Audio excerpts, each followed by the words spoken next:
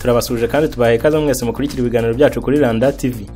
Uyu ni mwanya tubagezaho amakuru yagiye agaruka mu binyamakuru n'ibitangazamakuru bitandukanye kuri uwa mbere tariki ya 8 Gicurasi 2023. Ni amakuru agiye kwibanda kuri izi ngingo zikurikira. Abaturiye umugezi wa Sebeya bagiye kwimurwa. Dubai, Rwamurangwa n'abandi bareganwa bagejejwe imbere y'urukiko. Mu karere ka Huye abagwiriwe n'ikirombe bagishyinguwemo. I Rubavu, Deogratias Nzabonimpa yagizwe umuyobozi w'akarere w'agateganyo. Naho mu karere ka Karongi impanuka ikomeye yahitanye abantu batandatu. Hanze y'imipaka y'u Rwanda muri Kongo kandi abagera kuri 400 bamaze kwicwa n'ibiza, abarenga 2000 baburiwe irengero. Mu gihugu cy'u Burundi umujenerali Rutabandi yinjijwe muri gereza irinzwe cyane. Reka amakuru tuyahere ku nkuru ivuga ko abaturiye umugezi wa Sebeya bagiye kwimurwa. Minisiteri y'ibikorwa remezo yatangaje ko abaturiye umugezi wa Sebeya bagiye kwimurwa ni nyuma y'uko bigaragaye ko abatuye ahantu hashyira ubuzima bwabo mu kaga. Umugezi wa Sebeya ukora ku mirenge ya Kanama, Rugerero na Nyundo mu karere ka Rubavu, aho mu bihe bitandukanye imvura yagiye ubwo kuzura amazi agatwara ibikorwa remezo. Isuri n'imyuzure bituruka ku misozi yo mu turere twa Nyabihu, Ngororero, Rutsiro na Rubavu niyo yisuka mu mugezi wa Sebeya ukangiza byinshi. Ibiheruka nibyo kuwa 2 no kuwa 3 Gicurasi 2023 aho byahitanye abarenga 130. Byangije kandi ibikorwa remezo bifite agaciro kasaga miliyari 130 z'amafaranga y'u Rwanda. Umunyamabanga uhoraho muri Minefra Abimana Fideli yavuze ko ibi biza byase inyubako z'abaturage cyane hafi y'umugezi wa Sebeya. Avuga ko kuri ubu hari gukorwa ibarura kugira ngo higwe uburyo abaturage bakwimurwa bagatuzwa ahandi hantu. Yagize ati hari ahantu byagaragaye ko ari ahantu ibiza byonona cyane, hakaba harimo kwiga uburyo abaturage batuzwa ahandi hantu. Abimana yavuze ko mu birimo gutekerezwa harimo kuba abaturage bashobora gutuzwa mu mudugudu w'icyerekezo wa Muhira mu murenge wa Rugerero muri Rubavu. Biteganyijwe ko mu kwezi kumwe uyu mudugudu uzaba wamaze gutunganya. Ibindi byangiritse biturutse kuri ibiza birutse kwibasira uburengerazuba n'amajyaruguru, kandi harimo uruganda rw'amazi rwa Gihira aruha amazi abaturage b'Irubavu. Ahandi habaye ikibazo cy'amazi ni uruganda rwo muri Rutsiro rwangiritse kuko rwarengewe n'isuri. Abimana yavuze ko mu rwego rw'ibikorwa remezo kandi imihanda yari yagiye isenyuka, ariko kuri ubu ibikorwa byo kuyisana kugira ngo yongere ibe nyabagendwa bisa n'ibigiye kurangira. Imihanda minini 14 niyo yari yangijwe n'ibiza ariko hafi ya yose yamaze kuba nyabagendwa. Inganda z'amazi 8 zari zangiritse, muri zo 6 zimaze gusanwa. Tukiri mu karere ka Rubavu, Deogratias Nzabonimpa yagizwe umuyobozi w'akarere w'agateganyo. Akarere ka Rubavu kagiye kuyoborwa by'agateganyo n'uwari umuyobozi wungirije wako ushinzwe iterambere ry'ubukungu Deogratias Nzabonimpa, nyuma y'uko akayoboraga Kambogwe Ildefonse yirukanwa n'inama njyanama imuhoye kutubahiriza inshingano ze. Nzabonimpa yasabye buri mukozi gukora inshingano ze kugira ngo akarere gashobore gukora inshingano gasabwa, harimo gufasha imiryango 2000 yakuwe mu byabo n'ibiza byabaye tariki ya 2 n'iya 3 Gicurasi 2023. Yagize ati twagize igihombo kinini mu cyumweru gishize, haba ubuzima bw'abantu bwagiye, ibikorwa by'amajyambere n'abakuwe mu byabo n'ibiza. Gusa leta yacu izaguma babe hafi mu byemezo bifatwa, kandi abahuye n'ibiza tuzaguma tubafashe guhangana n'ingaruka byabasigiye. Icyo nsaba inzego zose ni ubufatanye butuma umuturage abaho neza kandi akiteza imbere. Nzabonimpa yabitangaje nyuma yo guhererekanya ububasha na Kambogwe Ildefonse wirukanywe ku mwanya w'ubuyobozi bw'akarere tariki ya 5 Gicurasi 2023 nubwo agikomeje kuba umujyanama w'inama njyanama y'akarere. Umunyamabanga nshingwabikorwa w'akarere ka Rubavu Ruhamyambuga Olivier mu nama yo guhererekanya ububasha hagati ya Kambogwe wirukanywe n'umusimbuye yavuze ko buri mukozi yakagombye gukora inshingano ze yirinda kugusha abandi mu makosa kuko bisiga akarere isura mbi.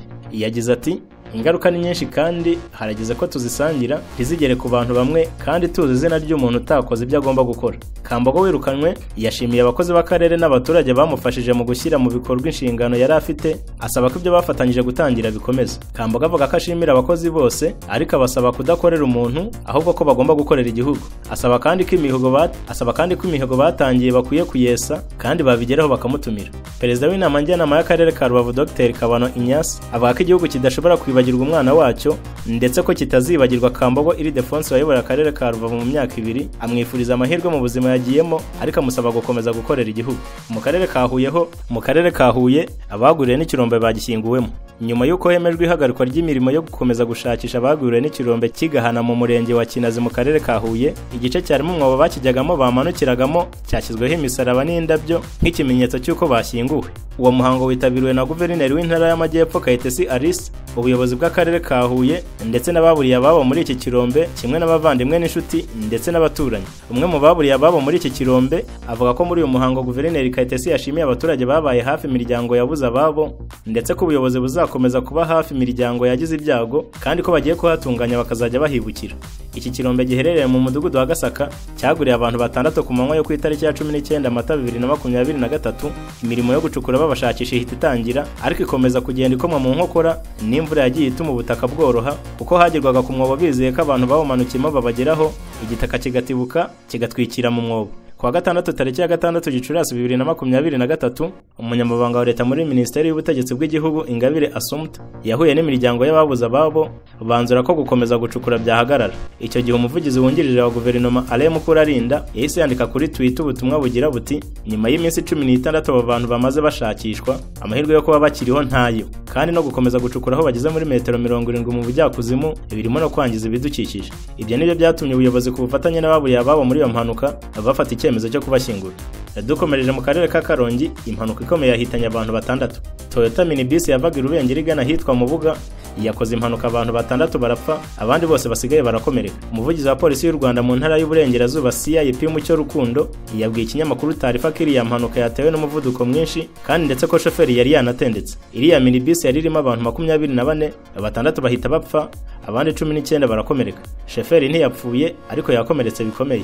Amakuru avuga ko iyi modoka itwara abagenzi yarenze umuhanda bwishyurirwa mu manga mu ntera iri hagati ya metero 20 na 25. Ahantu iyi mpanuka yabereye hasanzwe hari amakoni, bityo umuvuduko kabaro watumye shoferi adashobora kuringaniza imodoka bituma irenga umuhanda. CIP Mucyo Rukundo yagize ati polisi irasaba abashoferi kuzirikana ko ubuzima bwabo n'ubwabo batwaye ari ubw'agaciro bakirinda umuvuduko. Abagenzi nabo ntibakwiye kwemera ko shoferi akora amafuti bamureba ngo bamureke. Avuga ko abagenzi bagomba kujya banga kugendera mu modoka itwawe n'umuntu watendetse kandi babona ko shoferi ari kwiruka bakamukebura yakanga bagahamagara polisi. Abantu 12 bakomeretse bikabije, 5 boherezwa mu bitaro bya kaminuza bya Kigali CHUK, abandi 5 boherezwa mu bitaro bya gisirikare by'u Rwanda, naho abandi 2 boherezwa mu bitaro byitiriwe Umwami Faisal. Amakuru avuga ko hari abaturage 2 babonye ko iriya mpanuka yagenze birabahahamura ubu bari kwitabwaho. 5 mu bapfuye bamenyekanye ni Uwamahoro Genevieve, Abayo Sifa Sandrine, nyina w'ishyaka Rotary, umucungamari w'ikigo cya Groupe Scolaire cy'inama tutaramenya amazina, ndetse n'umucuruzi w'umubuga witwa Mama Paterine. Dubai, Rwamurangwa n'abandi bareganwa bagejejwe imbere y'urukiko. Ikinyamakuru Primo akadomorwa cyanditse ko 5 barimo Rwamurangwa Steven wahoze ari meya w'akarere ka Gasabo, Sabimana Jean wita Dubai, Nyirabihogo Jean d'Arc, Mbera Bahiziremo ndetse na Bizimana Jean Baptiste bakekwaho uruhare mu iyubakwa ry'umudugudu uzwi nko kwa Dubai, bivuga ko wasondetswe inzu zikaba zaratangiye kugwa ku bazituyemo bagejejwe imbere y'urukiko. Mu gitondo cyo kuri uwa mbere tariki ya 8 Gicurasi 2023 nibwo aba bagabo 4 n'umugore umwe bagejejwe ku rukiko rw'ibanze rwa Gasabo. Ni urubanza rwitabiriwe n'abantu benshi cyane ku buryo mu cyumba cy'iburanisha cyuzuye, bamwe bakaba bakurikiraniye urubanza mu madirishya.